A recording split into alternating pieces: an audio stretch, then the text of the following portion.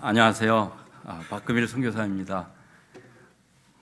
이번에 저희 부부가 한국에 나올 수 있도록 허락해 주시고 좀 많은 편의를 제공해 주신 우리 서부교회 담임 목사님 이준호 목사님과 우리 당회위에 또 성도님들께 진심으로 감사를 드립니다. 저희가 영국에 주 파송 선교사로 그렇게 파송을 받은 지 올해가 15년째입니다.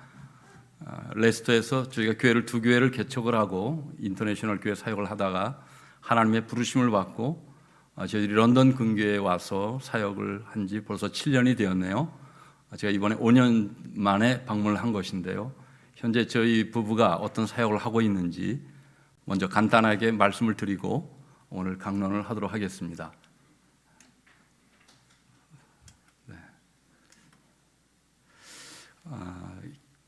이 그림은 영국의 국회의사당 그림이죠. 다 아는 또 유명한 그러한 그림입니다. 빅벤이라고 아주 큰 시계가 가운데 있는데 이 황혼이 깃든 이 국회의사당은 현재 영국의 상황을 잘 표현해주고 있다고 생각해서 골라봤습니다. 대영 제국의 영광은 이제는 사라지고 이제 그 참 황혼이 깃든 그러한 제국 그 나라가 지금 영국이라고 할 수가 있는데요. 무엇보다도 이 교회가 영국에 있는 교회가 한때 세계 선교의 주역이었고 전진기지였고 수많은 선교사를 배출한 그러한 영국이 하루에 일주일에 5, 7개 매주 일주일에 7, 8개의 교회가 문을 닫고 있는 그런 현재 상태에 있고요.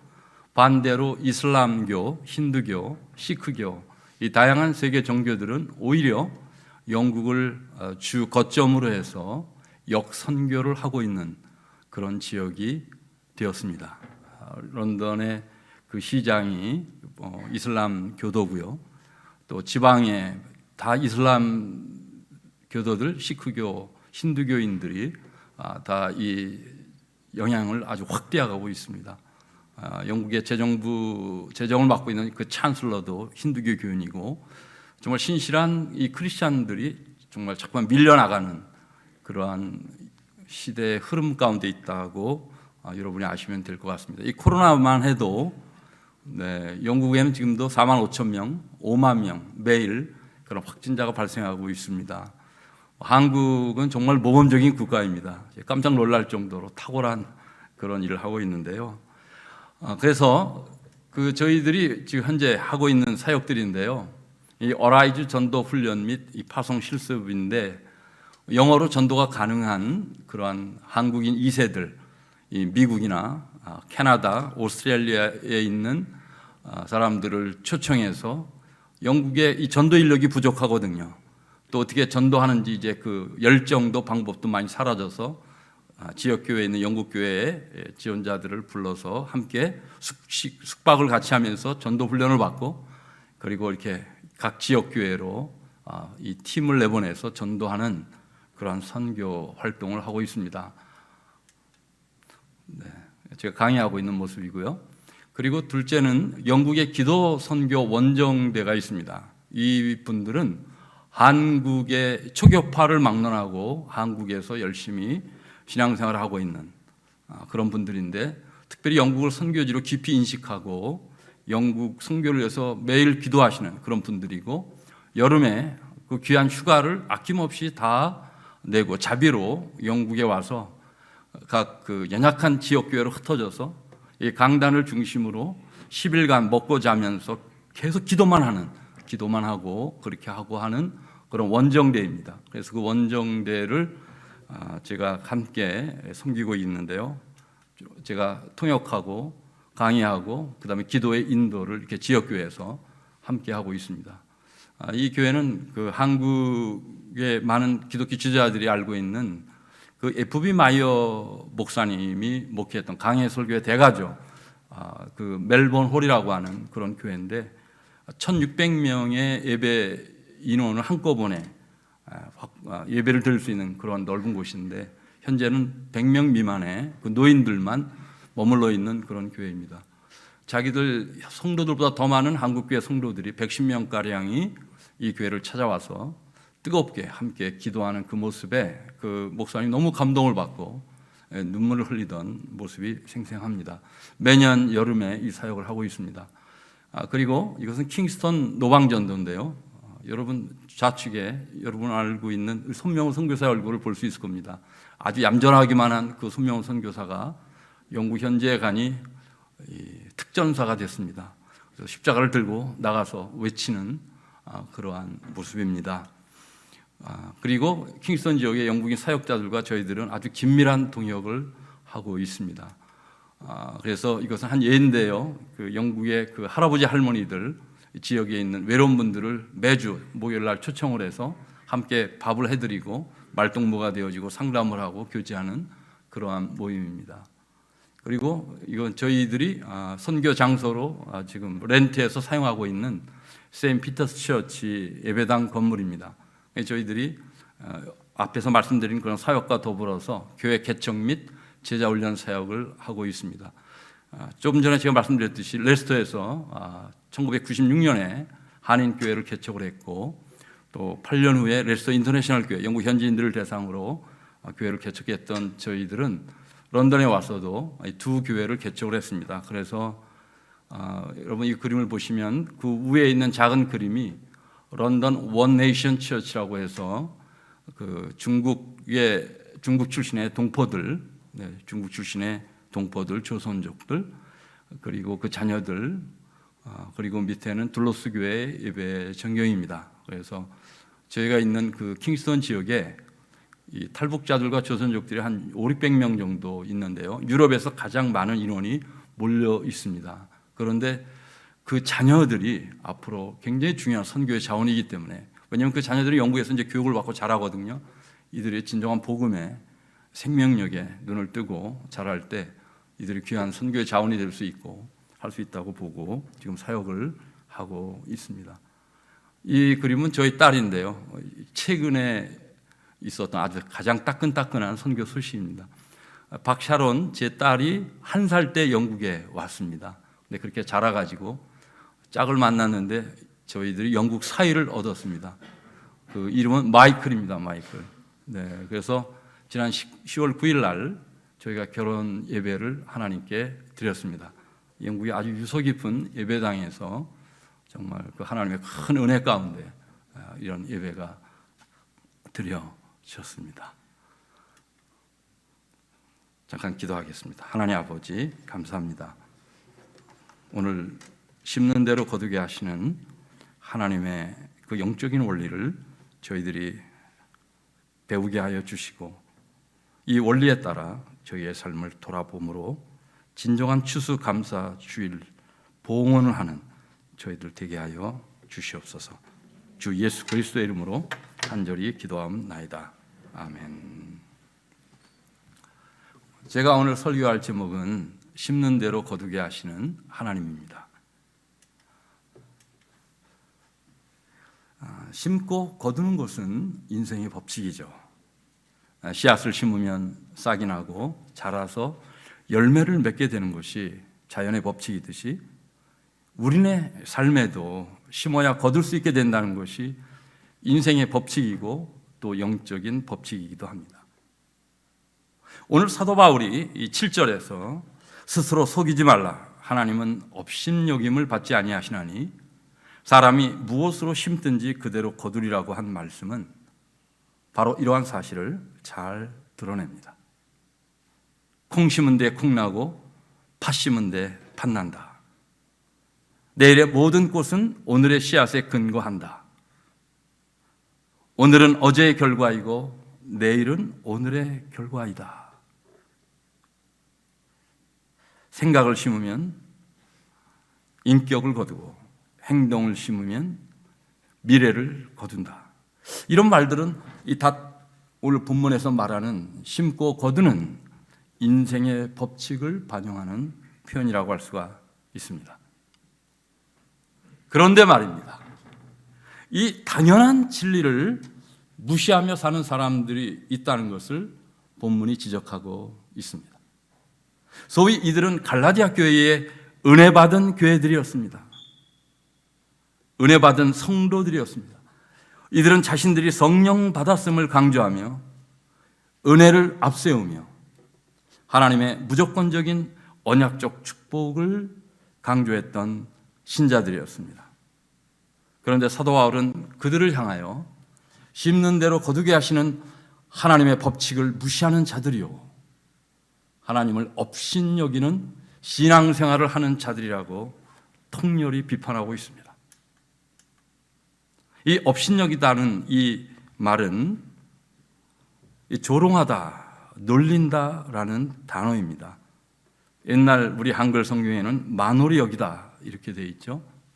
그런데 이 헬라어 단어는 본래 이 코와 관련된 이런 단어로서 이 코웃음 친다, 조소한다, 비웃는다, 굉장히 나쁜 말입니다. 안 좋은 말이죠. 그런데 이 사도 바울이 의도적으로 이 단어를 통해서 심고 거두는 법칙을 무시한 채로 신앙생활하는 자들, 그들을 향해서 당신들의 그런 행동은 하나님을 모욕하는, 하나님을 조소하는, 조롱하는 그러한 태도라고 지금 말씀하고 있는 것입니다. 사랑하는 성도 여러분, 오늘이 추수감사주일이잖아요. 이날은 한마디로 심는 대로 거두게 하신 하나님의 은혜에 감사하며 하나님께 봉헌하는 날입니다. 지난 1년 동안 이 코로나의 위기 가운데서 우리가 심고 거둘 곳이 있도록 인도하여 주신 그 하나님의 은혜에 감사하는 아주 뜻깊은 날이죠. 그런데 이 뜻깊은 주일에 우리는 스스로 자신에게 물어보아야 될 것이 있다고 믿습니다. 과연 나는 하나님께서 제정하신 이 심고 거두게 하신 법칙을 따라 거둔 이 삶의 열매를 봉헌하는가?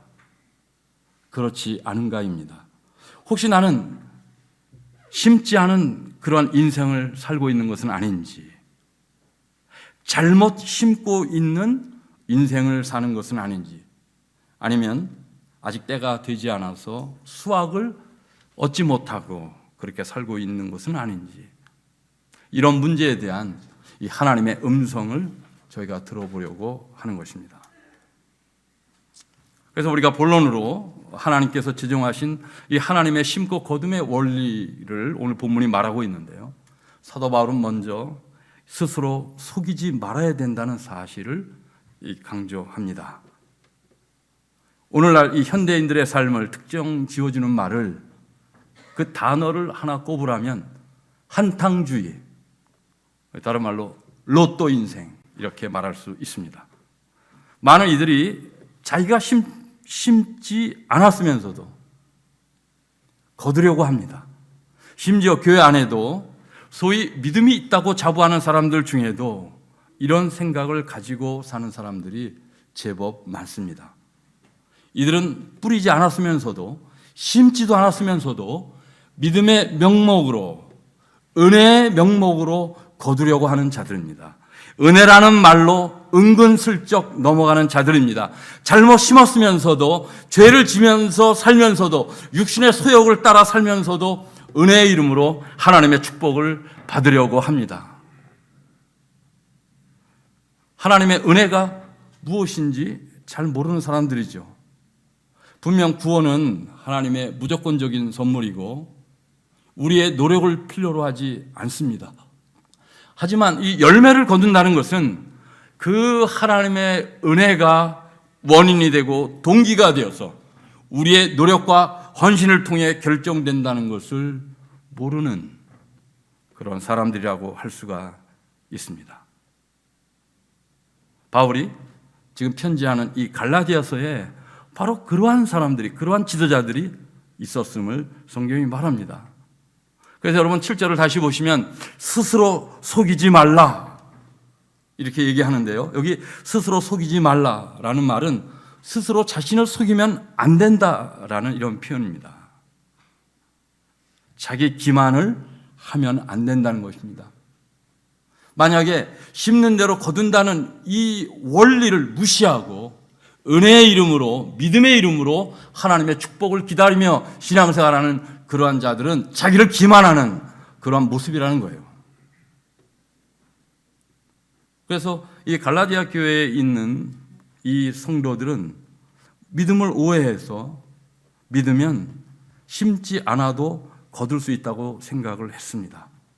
특별히 육체의 소욕을 따라 살면서도 영적인 열매를 거둘 수 있다고 생각했습니다. 거의 8절을 보시겠어요? 그 밑에 9절 보시면 자기의 육체를 위하여 심는 자는 육체로부터 썩어질 것을 거두고 성령을 위하여 심는 자는 성령으로부터 영생을 거두리라. 여기 자기의 육체를 위하여 심는 자는 불신자가 아닙니다. 갈라디아 교회에서 문제를 일으켰던 신자들, 지도자들을 가리킵니다. 이미 은혜를 받았기에, 이미 구원은 따놓은 당상이기에 자신의 마음대로 육신의 소욕을 만족시키기 위하여 살아도 된다고 생각한 자들이었습니다. 그런데 바울은 그들을 일컬어서 그 6장 3절에서 이렇게 얘기합니다. 한번 보실까요? 한번 읽어보겠습니다. 시작. 만일 누가 아무것도 되지 못하고 된 줄로 생각하면 스스로 속임이라. 스스로 속는다. 자기 기만이라는 거예요. 같은 표현입니다. 오늘날도 이런 자들이 있죠. 기독교 신앙을 오해하여 하나님의 은혜를 오해하여 심지 않으면서도 거두려고 하는 이 놀부심보를 가지고 있는 그러한 성도들이 많습니다. 전에는 사입이나 이단을 따르는 자들이 그런 생각을 했는데 정말 안타깝게도 요즘은 신자들마저도 그런 생각을 하고 삽니다. 그렇기 때문에 불신자들로부터 비판을 받죠. 공격을 받죠. 어떻게 교회를 다닌다고 하면서도 그렇게 욕심을 내세우고 자기 것을 챙기며 그렇게 비정상적인 방법으로 살 수 있냐고 그렇게 얘기를 합니다. 여러분, 영국은 이 정원이 많은 그런 나라고요. 정원 국가라고도 이렇게 말합니다. 아무리 작은 집에도 정원이 있습니다. 심지어 나라에서 임대하는 그런 주택에도 어떻든 작은 정원이 있습니다. 그런데 영국의 그 정원과 관련한 유명한 말이 있어요. 그게 뭐냐면 정원을 확실하게 망치는 방법. 그냥 놔두면 된다. 그냥 놔두면 정원은 저절로 망치게 된다는 말입니다. 그러면서 이런 얘기를 합니다. 자녀들을 확실하게 망치는 방법. 그냥 놔두면 된다. 자녀들이 하라는 대로 그냥 내버려 두면 된다. 신앙생활을 확실하게 망치는 방법. 그냥 마음이 하라는 대로 놔두면 된다. 요즘 우리가 사는 이 시대를 이 포스트 모더니즘의 시대라고 이렇게 얘기합니다. 이 시대의 특징은 감성을 중요시 여기고 감정을 중요시 여깁니다. 무언가 필이 꽂혀야지, 감정이 움직여야지 순종도 하고 헌신도 하고 봉사도 합니다. 마음이 내키지 않으면 그 어떤 것도 옳은 것도 하지 않으려고 합니다. 그래서 그런지 몰라도 신앙생활도 마음이 내키는 대로 내켜야지만이 하는 이런 과정에 있다 보니까 정말 성경이 말하는 그 진정한 그 말씀의 그 의미와 그 적용이 약화되는 그런 모습이 나타나는 것이죠. 자, 그렇다면 왜 이러한 은혜에 대한 잘못된 이해가 나타나는 것일까요? 너무나도 귀한 구원을 공짜로 얻어서 그런 것일까요? 이 신학적인 오해가 있기 때문입니다. 특별히 갈라디아 교회 내에 있었던 이 자들은 이 구약의 율법을 추정하고 그것을 내세웠던 자들입니다. 신명기 6장 10절과 11절 말씀에 이런 말씀이 있어요. 내 하나님께서 내 조상 아브라함과 이삭과 야곱을 향하여 내게 주리라 맹세하신 땅으로 너를 들어가게 하시고, 그다음에 뭐라고 되어 있죠? 내가 건축하지 아니한 크고 아름다운 성읍을 얻게 하시며, 내가 채우지 아니한 아름다운 물건이 가득한 집을 얻게 하시며, 내가 파지 아니한 우물을 차지하게 하시며, 내가 심지 아니한 포도원과 감람나무를 차지하게 하사 내게 배불리 먹게 하실 때에. 목사님 보세요. 여기 분명히 성경에 내가 심지 아니한 그 열매를 맺는다고 되어 있지 않습니까? 이것을 소위 언약적 축복이라고 하는데요. 예수님을 통해서 새로운 언약을 맺은 신자들은, 다시 말해서 은혜를 받은 자들은 다 이렇게 저절로 심지 않은 열매를 맺는 축복을 받는다고 볼 수 있고, 바로 그러한 근거를 이 말씀에 두는 것입니다. 그런데 이것은 많은 분들이 그 위에 있는, 바로 위에 있는 구절을 잘못 보지 못하게 돼요. 잘못 보기 때문에 그런 일이 생기는 거죠. 그 6장 3절에 뭐라고 되어 있어요? 이스라엘아, 듣고, 하나님 말씀을 말해요. 삼가, 마음을 삼가 그것들을 행하라. 하나님의 이 말씀을 말해요. 계명을 말해요. 그리하면 내가 복을 받고, 저 위 화면에 있는 그 진정한 복들은 그리하면 내가 복을 받고라는 영역에 속한 것은 틀림이 없지만, 그러나 그 이전에 듣고 삼과 그것을 행하는 그 부분이 없을 때 이것은 진정한 복이 아니라는 거죠. 다른 말로 말하면 하나님과의 온전한 이 언약 관계를 맺고 사는 사람들, 날마다 하나님과 동행하고 하나님의 말씀에 입각하여 그렇게 살아가는 그러한 자들에게 주어지는 복이지, 교회를 다니면서도 나를 주장하고 육신의 소욕을 앞세우고 세상에서 얻기를 원하는 것을 세상적인 방식으로 교회 내에서 얻으려고 하는 그런 자들을 향하여 주신 말씀이 아니라는 거예요.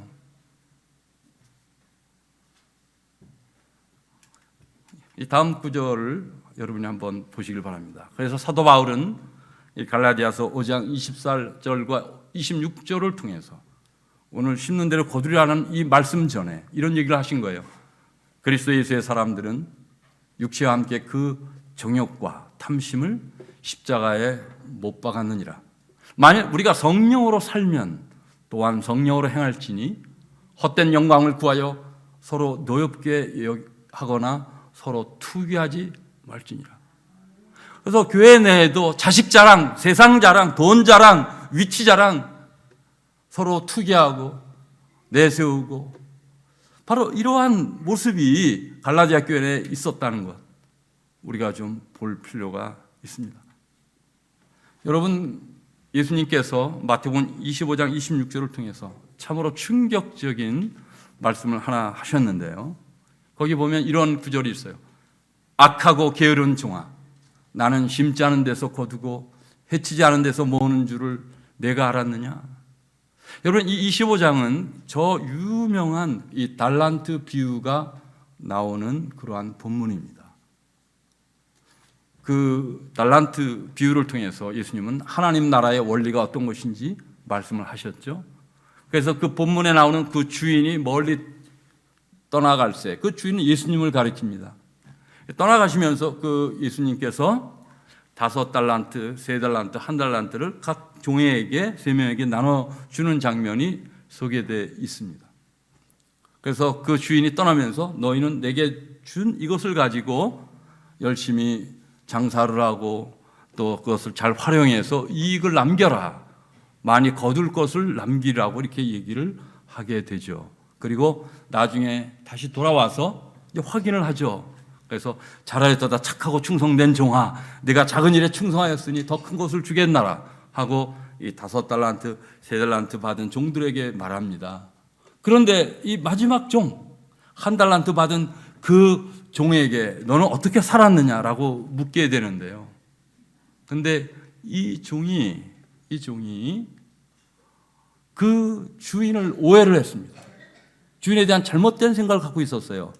어떤 생각을 갖고 있었냐면 24절 25절 보시면 1달란트 받았던 자는 와서 이르되 주인이여 당신은 굳은 사람이라 심지 않은 데서 거두고 해치지 않은 데서 모으는 줄을 내가 알았으므로 두려워하여 당신의 달란트를 땅에 감추었나이다. 이런 장면이 나타나요. 그래서 예수님이 이 말을 듣고 너무 화가 나서 이 악하고 게으른 종아라고 말을 하게 된 것입니다.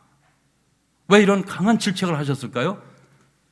이 종이 정말 심고 거두는 원칙을 갖고 계시는 그 하나님, 그 아들 예수 그리스도를 오해하고 있었던 거예요. 하나님은 마치 심지 않은 데서 거두고 얻고 이러는 분으로 알고 있었던 거예요. 그래서 예수님이 네가 나를 정녕 그런 사람으로 알았다면 차라리 그 돈을 은행에 맡겨서 돈을 굴리는 사람한테 맡겨서 그 이자를 받든지 하지, 오히려 이것을 다 활용을 하지 않았느냐고 질책을 하시는 거예요. 이런 원 달란트가 작은 돈이 아니에요. 한 노동자가 20년 동안 열심히 일해서 저축해야 될 큰 돈이고, 본문이 말하는 의미는 모든 구원받은 신자들에게는 다 하나님이 주신 달란트가 있다는 거예요. 그것이 시간이든 돈이든 자원이든 가정이든 그 모든 부분에 있어서. 그리고 우리는 이 땅에 살면서 그것을 가지고 열심히 최선을 다해서 잘 심는 인생을 살아야 된다는 것이에요.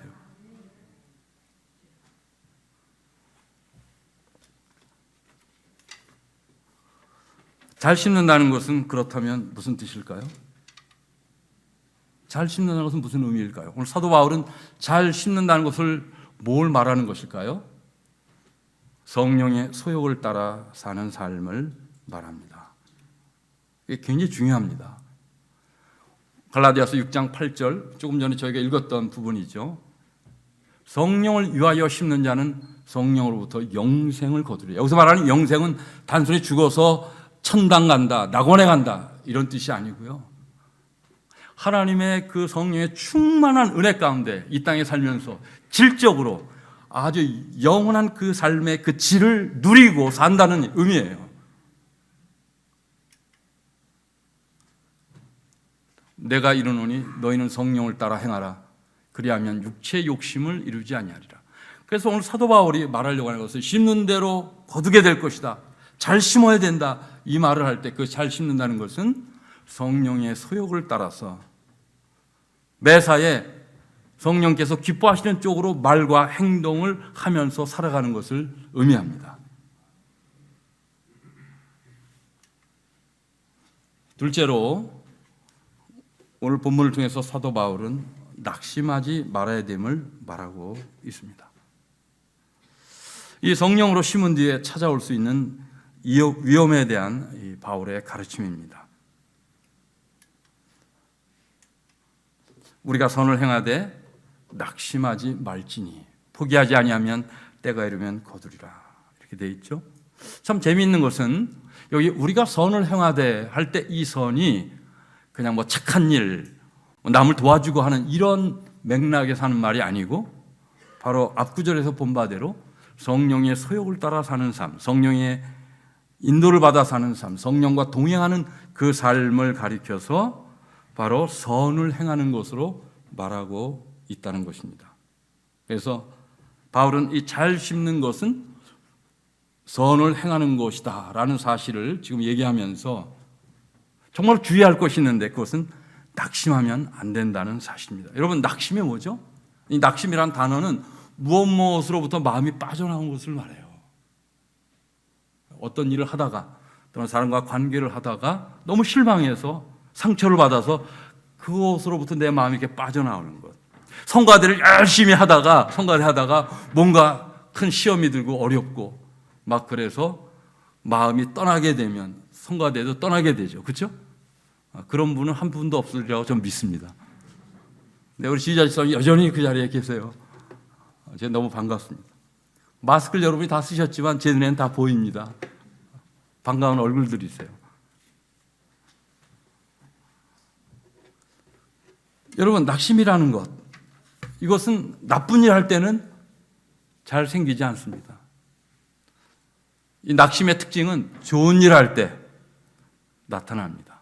특별히 성령과 동행하기 위해서 자기를 부인하고 자기 몸을 쳐서 복종하면서 그렇게 두렵고 떨림으로 나의 구원을 이루기 위해서 살아갈 때 참 낙심하기 쉬워요. 왜냐하면 이거 쉽지 않은 일이고 알아주지 않고 나의 인간적인 소욕을 누르고 포기해야 되기 때문에 그렇죠. 이 마귀의 나라에 가면 여러분 저 한 구석에 일반 크리스찬들을 무찌르는 아주 막강한 비밀 병기가 있대요. 그래서 한 귀신이 그 마귀에게 물어봤대요. 마왕님, 저기에 있는 저 병기는 무엇입니까? 너 그거 조심해서 다뤄야 돼. 저건 정말 내가 애지중지하는 거야. 저게 뭔데요? 저건 바로 낙심이라는 무기야. 성도들 열심히 신앙생활하고 봉사하고 하는 자들 저걸 한번 내려쳐서 낙심시키는 것이 내가 그동안 사용해서 늘 이기는 방법이야. 여러분 마르틴 루터 아시죠? 16세기 종교개혁을 일으켰던 그 장본인. 그 마르틴 루터가 너무 그 개혁이 힘들고 당시 가톨릭이 루터를 잡아 죽이려고 하고 막 난리가 나고 하니까 어느 날 낙심되어서 그렇게 쓰러져 있었대요. 그랬더니 그 부인이 검은 상복을 입고 루터 앞에 딱 나타났대요. 그래서 루터가 아니 당신 무슨 일이야? 누가 죽었어? 그러니까 당신이 믿는 하나님이 죽은 것이 틀림이 없어요. 그러니까 당신이 이렇게 낙심하고 있죠. 그랬다는 거예요. 그 말을 듣고 루터가 정신이 번쩍 나서 하나님은 살아계신데 하나님은 여전히 먹구름 속에서도 태양이 빛나듯이 하나님은 그렇게 힘들고 어려운 가운데서도 살아계시는 그런 하나님이시기 때문에 그가 다시 힘을 얻고 개혁을 이루었다는 그런 말이 있습니다. 이 좌우지간 하나님께 크게 쓰임을 받은 사람치고 낙심하지 않은 사람이 없는 것 같아요. 대표적으로 모세가 그랬죠. 즉시 나를 죽여 내가 고난당함을 보지 않게 하소서. 엘리야도 그랬어요. 여호와여 넉넉하오니 지금 내 생명을 거두시옵소서. 잘 심은 뒤에 최선을 다해서 살았음에도 불구하고 내가 기대하는 열매가 나타나지 않을 때 사람들은 낙심합니다. 저희들도 그런 적이 참 많았어요. 나름대로 기도하면서 성령께서 기뻐하시는 일이라고 생각하고 결단하고 진행했는데 열매가 나타나지 않고 오히려 비판과 조롱과 질시와 이런 모습들이 등장할 때 포기하고 싶죠. 예, 많이 있었어요. 그러나 그럼에도 불구하고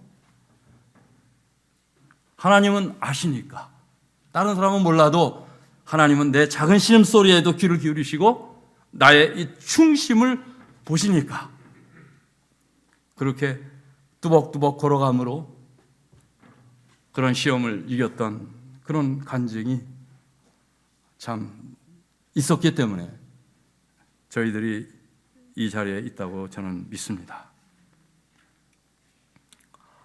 마지막으로 기회를 잃어버리지 말아야 됩니다. 제가 지금 뭘 얘기했어요? 두 번의 원리를 제가 미리 설명드렸죠. 첫째는 뭐였어요? 스스로 속이면 안 된다. 자기 기만을 하면 안 된다. 심는 대로 거둔다는 이 원리를 무시하거나 은혜의 이름으로 믿음의 이름으로 그렇게 생각하는 그 자체가 하나님을 모독하는 것이다. 제가 설명했어요. 그리고 둘째로 낙심하면 절대로 안 된다. 마지막으로 기회를 잃어버리지 말아야 됩니다. 이 기회라는 말은 원어로 이 카이로스라는 말인데요. 이 신약 성경에서 이것은 때라는 말로 번역이 됐습니다. 그러니까 하나님이 내 인생 가운데 섭리하시는 순간, 내 인생 가운데 개입하시는 순간을 말합니다. 이거를 구속사적인 시간이라고 이렇게 신학적으로 표현하기도 합니다. 신약 성경에는 시간을 가리키는 단어가 두 개 있어요. 하나는 A에서부터 B까지 움직이는 일반적인 우리가 잘 아는 그런 시간, 이 크로노스라고 하는데요. 오늘 본문은 기회를 그런 말로 쓰지 않고 이 카이로스, 하나님의 때, 하나님이 천지 만물을 창조하실 때 그 때를 따라 지으셨거든요. 전도서 3장 1절에 있는 말씀처럼. 그래서 사람이 태어날 때가 있고 죽을 때가 있고 항상 어떤 일을 할 때가 있어요. 특별히 우리 크리스찬들의 삶에는 성령께서 우리가 앞으로 삶을 나아갈 때 다양한 방법으로 역사하시고 우리에게 그 때를 알려주시고 개입하십니다. 하물며 이 자연 만물에도 그러한 때가 있거든요. 여러분 철새, 기러기가 그 때가 되면 다른 나라로 날아가고 우리가 아는 이 거북이도 알을 낳기 위해서 그 먼 거리를 여행을 하고 시계도 없지만 그들은 그걸 알아요. 바로 그러한 때. 그래서 예수님은 이 하나님 나라 운동을 시작할 때 때가 찼고 하나님 나라가 시작되었으니 회개하고 복음을 믿으라 이런 말씀을 하시게 되었고요. 어머니 마리아가 이 포도주가 떨어진 이 잔치집에 뭔가 자신의 아들이 뭔가 할 수 있을 거라고 생각하고 요청을 했을 때 뭐라 그러죠? 어머니요, 여자요, 높임말이에요. 그 단어가 아직 내 때가 이르지 아니하였나이다. 하나님이 역사하시는 그 놀라운 개입하시는 그 섭리의 그 순간, 그때가 아직은 아니라는 거예요. 예수님은 바로 그러한 거를 볼 수 있으셨고, 또 오늘 본문의 사도 바울도 이 기회를 잃어버리면 안 된다 하는 말이 바로 그런 의미예요. 그러니까 하나님께서는 우리의 인생을 이끌어 가실 때 특별히 육신의 소욕과 성령의 소욕이 충돌되어지는 그런 중요한 시점에서 우린 주로 돈을 보고 세상에서 내게 무엇이 좋은가를 생각하고 바라보고 하지만, 성령께서는 하나님의 마음을 품고 그것을 원하시는 그 지점이 충돌되어지고 막 그럴 때 바로 그것이 기회라는 거예요. 그래서 이 카이로스라는 말은 위기라는 단어예요. 위기. 그 위기의 순간이라는 말은 이것을 내가 잘 잡으면 하나님이 내 인생에 개입하고 역사하고 성령의 열매를 거두게 되고, 그렇지 않으면 나의 그 신앙이 꼬꾸라지는 그런 일이 생긴다는 것입니다. 이 톨스토이, 여러분 러시아의 문호 톨스토이가 이 장편만이 아니라 단편도 많이 썼어요. 근데 톨스토이의 소설 중에 세 가지 질문이라는 소설이 있습니다. 그 어떤 왕이 아주 지혜가 많은 현자를 찾아가서 세 가지 질문을 합니다. 세 가지 질문. 첫째 질문은 이 세상에서 가장 중요한 때는 언제입니까? 둘째 질문은 이 세상에서 가장 중요한 사람은 누구입니까? 세 번째 질문은 이 세상에서 가장 중요한 일은 무엇입니까? 여러분이 만약에 그 현자라면 뭐라고 대답하시겠습니까? 첫째 질문, 이 세상에서 가장 중요한 때는 언제입니까? 현재. 그 현자를 이렇게 얘기했던 현재입니다. 이 세상에서 가장 중요한 사람은 누구입니까? 현재 만나고 있는 사람. 나가 중요하죠. 그렇지만 현재 만나고 있는 사람. 이 세상에서 가장 중요한 일은 무엇입니까? 현재 만나고 있는 사람과 더불어 하는 일. 정말로 지혜로운 답이 아닐 수가 없고 성경의 진리가 담겨 있다고 믿습니다. 여러분, 이 현재를 초월한 미래는 존재하지 않습니다. 오늘의 나는 어제의 결과입니다. 오늘 내가 가지고 있는 이 인격은, 나의 삶의 모습은 어제 내가 어떻게 살아왔는가에 대한 모습입니다. 그리고 내가 오늘 어떻게 사느냐에 따라서 미래의 내가 결정이 됩니다. 특별히 오늘 내가 성령의 소욕을 따라 사느냐, 육신의 소욕을 따라 사느냐, 이 문제로 인하여 나의 미래가 결정이 되고 거두게 하시는 하나님의 진정한 역사가 내 인생 가운데 나타난다는 것, 여러분 꼭 기억할 수 있기를 바랍니다. 결론을 맺겠습니다. 몇 가지 지침을 좀 드리고 싶습니다. 첫째, 심고 거둠을 물질에 국한시키지 마시기를 바랍니다. 이 거둔다는 것을 돈이나 물질에 국한시키는 그런 우를 범하지 말기를 바란다는 거예요. 주로 이 심고 거둔다는 얘기를 하게 되면 우리는 자연스럽게 이것을 물질로 생각하는 경향이 있습니다. 돈으로 생각하는 경향이 있습니다. 높은 지위에 올라가는 것으로 생각하는 경향이 있습니다. 그런데 오늘 여러분이 보신 것처럼 성경은 물질의 액수나 크기보다 어떠한 돈을 하나님께 바치느냐, 어떠한 헌금을 바치느냐, 이게 무슨 말입니까? 내가 어떠한 방식으로 돈을 벌고 어떠한 방식으로 살아서, 또 다른 말로 내가 과연 일을 하면서 이 땅에서 살면서 성령의 소욕을 따라 성령의 인도 가운데서 일하고 돈을 벌고 그렇게 했던 삶의 결과를 하나님께 봉헌하느냐, 그렇지 않느냐, 이것이 중요하다는 거예요. 신명기 23장 18절을 보면 정말 놀라운 말씀이 있습니다. 창기가 번 돈과 개 같은 자의 소득은 어떤 선한 일로든지 내 하나님 여호와의 전에 가져오지 말라. 이 둘은 다 내 하나님 여호와께 가증한 것이니라. 여러분, 이 구절은 제가 평생 잊을 수 없는 구절입니다. 제가 유학 가기 전에 어느 모 교회에서 고별 설교를 하게 되어 있었습니다. 그때 제가 택한 본문은 다른 본문이었습니다. 근데 제가 설교하기 위해서 강단에 올라가서 무릎을 꿇고 기도하는데 하나님의 영이 강하게 제게 임재하면서 펴서 읽어라, 펴서 읽어라, 이런 말씀이 들리는 거예요. 이 도대체 뭐지? 저한테 처음 있는 일이었습니다. 그래서 제가 성경을 딱 펼쳤는데 저 구절이 나왔습니다. 신명기 23장. 저 구절이 나왔습니다. 저는 소름이 끼쳤고 전율을 할 수밖에 없습니다.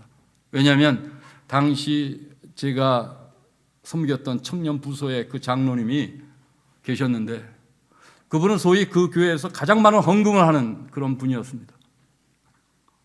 그리고 영향력이 가장 큰 소위 슈퍼 성도였습니다. 그런데 유감스럽게도 그의 인격이 강하고 부족해서 늘 그 당회가 문제가 되고 했던 그런 분이었습니다. 그런데 그분이 어떻게 그렇게 많은 헌금을 드리느냐? 바로 그분이 많은 부동산을 갖고 있었는데 그 부동산을 당시 몸을 파는 창녀들에게 임대를 해주고 그렇게 나오는 것들을 가지고 헌금을 했던 그런 분이었습니다. 이것이 교회에서 수군수군되고 말은 됐지만 누구 하나 거론하는 사람이 한 명도 없었습니다. 더군다나 그분은 청년회를 담당하고 있는 장로님이셨기 때문에 제가 이것을 어떻게 해야 되는가 계속 기도만 하고 있었고 그런 중에 제가 유학을 떠나게 되었는데 마지막 설교하는 그 강대상에서 제가 기도하는데 하나님께서 강하게 역사하셔서 이 말씀을 탁 피게 만드시고 그래서 제가 이 설교를 했습니다.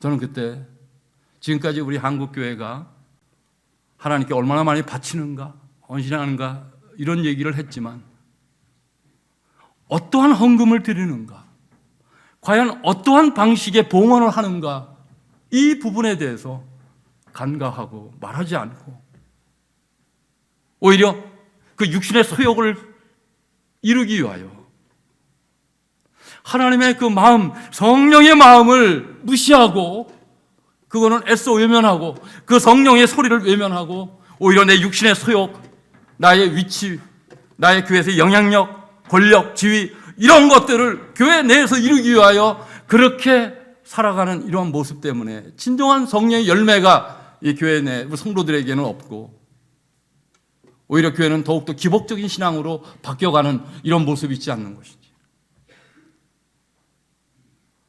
저는 여러분 오늘 이 추수감사주의를 통해서 오늘 우리가 이 부분을 좀 깊이 생각해야 된다고 믿습니다. 둘째로 이 잘못 심은 삶엔 하나님의 징계가 있음을 꼭 기억하시기 바랍니다. 심는 대로 거둡니다, 여러분. 이런 얘기하면 어떤 분은 그래요. 아, 목사님, 다윗을 보세요, 다윗을. 다윗처럼 죄를 많이 진 사람이 어디 있습니까?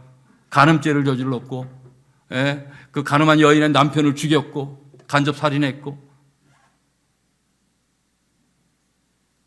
한 집안을 완전히 망가뜨려 버리고, 그랬어도 하나님의 은혜로 용서받고 잘 살지 않았습니까? 왜 이런 식의 율법적인 설교를 하십니까? 그래서 제가 그분한테 했어요.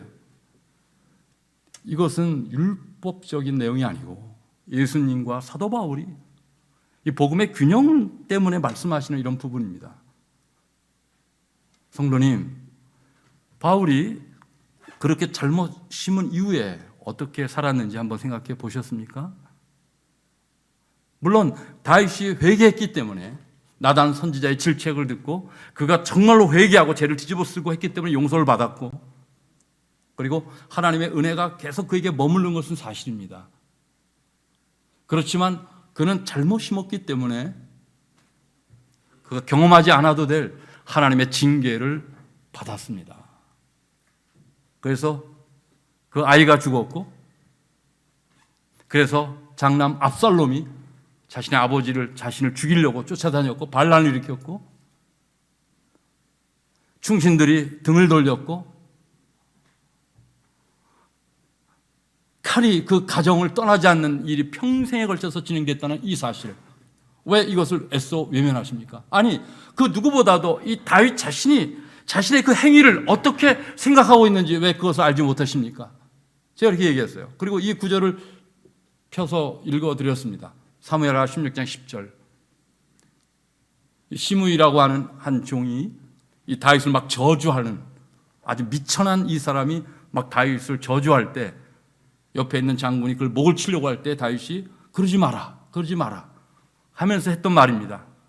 그가 저주하는 것은, 나를 저주하는 것은 여호와께서 그에게 다윗을 저주하라 하심이니라. 내 몸에서 난 아들도 내 생명을 해하려 하거든 하물며 이 베냐민 사람이라 여호와께서 그에게 명령하신 것이니 그가 저주하게 버리더라. 여러분, 뭘 볼 수 있죠? 다윗이 자신이 행한 행동에 대해서, 잘못 심은 거에 대해서 통렬하게 반성하고 돌아보면서 정말 교묘하게 하나님과의 관계를 다시 회복하는 그런 모습을 본문이 보여주고 있는 것입니다. 보통 사람들은 대부분 이럴 때 내가 정말 여러 어려움이 있고 스트레스가 쌓이는데 그냥 단칼에 처단해버리겠다, 이런 식이죠 우리는. 근데 이 다윗이 훌륭한 것은 바로 그 순간에 하나님이 자신을 징계한다는 것을 그가 알았기 때문에 이런 모습을 가졌다는 것입니다. 그래서 우리가 현재 내가 정말 잘못 거두고 있는가, 왜 내게는 열매가 없는가, 이런 생각이 드시는 분들은 바로 이런 부분들, 내가 과거에 어떻게 살았고 현재 어떻게 사시는지 돌아보시기를 바랍니다. 마지막인데요, 잘못 심은 삶을 과감히 청산할 수 있기를 바랍니다. 제가 다시 한번 얘기합니다. 잘못 심는다는 것은 무엇이라고요? 육신의 소욕을 따라 사는 신앙생활. 성령 받은 사람이, 은혜 받은 사람이 육신의 소욕을 따라 살면 안 된다는 거예요. 그 당장에는 조금의 이익은 얻을 수 있어요. 그렇지만 더 많은 것을 잃어버리게 되고, 더 중요한 것은 성령의 열매를 우리가 맺지 못하게 되고, 하나님의 온전한 인도함을 받지 못하게 되고, 더 나아가서 정말 내가 그토록 원하는, 심지 않은 데서 거두게 하는 그 놀라운 그 언약적 축복을 경험하지 못하게 된다는 거예요. 그래서 오늘 이 설교를 역설적이게도 마지막 부분에서 심는 대로 거두게 하시는 하나님이 하나님과 온전한 관계를 맺고 사는 자들에게 심지 않은 데서 거두게 하는 그 독특한, 더하는 그런 은총과 복도 있다는 것, 그것을 말씀드리면서 제가 마치려고 하는 것입니다. 울며 씨를 뿌리러 나가는 자는 정녕 기쁨으로 그 단을 가지고 돌아오리로다. 심고 거두는 이 일이 쉽지 않기 때문에 성경은 울며 씨를 뿌린다고 이렇게 말하고 있습니다. 네, 쉽지 않습니다, 여러분. 이 코로나 바이러스, 자영업자들 여러 어렵고 힘든 상황 속에서 이럴 때 우리가 성령의 인도를 따라 사는 거 절대 쉽지 않습니다. 그렇지만 오늘 본문이 말합니다. 낙심하지 마십시오. 때가 이르면 거두게 되어 있습니다. 왜냐하면 하나님은 우리의 농부시기 때문에 우리를 거두게 하시고, 정말 이 기쁨의 단이 가득 찬 그런 복을 줄 줄로 믿습니다. 바로 이러한 복이 오늘 추수감사 주일 예배를 드리는 우리 모두에게 있기를 예수님의 이름으로 축원합니다.